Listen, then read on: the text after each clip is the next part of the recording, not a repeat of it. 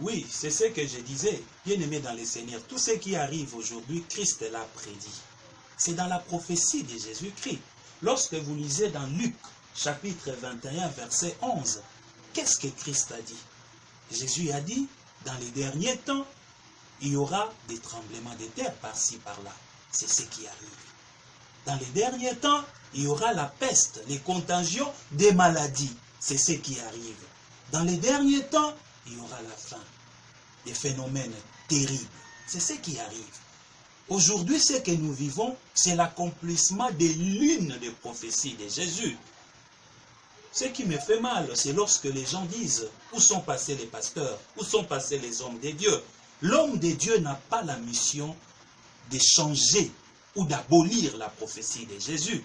La prophétie du Christ doit s'accomplir pour prouver la véracité de la parole de Dieu. Aucune personne, aucune intercession, aucun service cultuel pourra changer la prophétie de Jésus. La prophétie du Christ doit arriver immanquablement. Sinon, on serait aujourd'hui audacieux de demander à Dieu de changer sa volonté par rapport à l'enfer, de changer sa volonté par rapport au jugement dernier. Chose impossible, cela n'arrivera jamais. Les virus qui nous paralysent aujourd'hui, qui nous inquiètent aujourd'hui, bien-aimés dans le Seigneur, ce n'est pas les premiers ni les derniers. Il y aura des virus qui viendront, car Christ l'a prédit.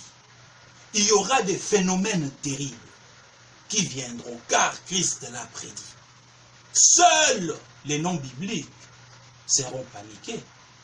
Les biblistes ne seront pas paniqués, parce que nous sommes au courant de ces choses. Nous savons que Christ l'a prédit. Ne soyez pas paniqués. La prophétie de Jésus vient de s'accomplir. Il y a quand même quelques attitudes que nous allons partager.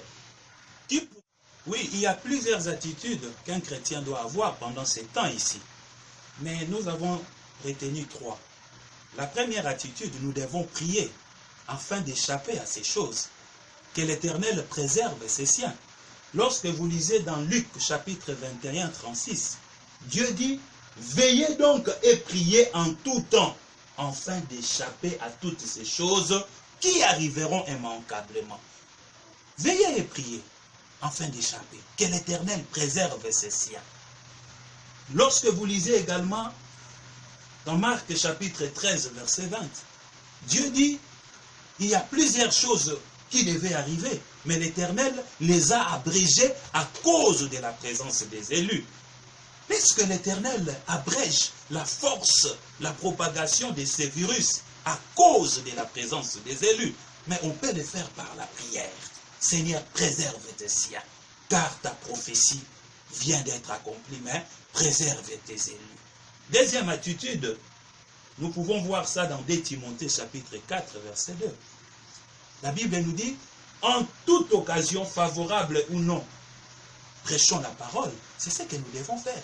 Prendre ces temps comme un temps favorable pour prêcher la parole. Prêcher sur les jugements derniers. Prêcher sur la colère de l'Éternel. Prêcher sur l'enfer. C'est ce que nous devons faire. Montrer aux gens la souveraineté de Dieu. La puissance de l'Éternel.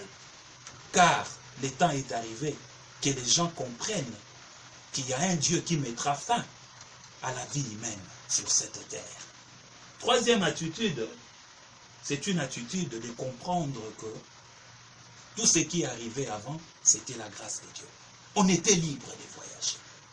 On pouvait parcourir le monde sans problème. On pouvait faire les shopping, amener nos enfants à l'école librement. On pouvait faire nos cultes librement.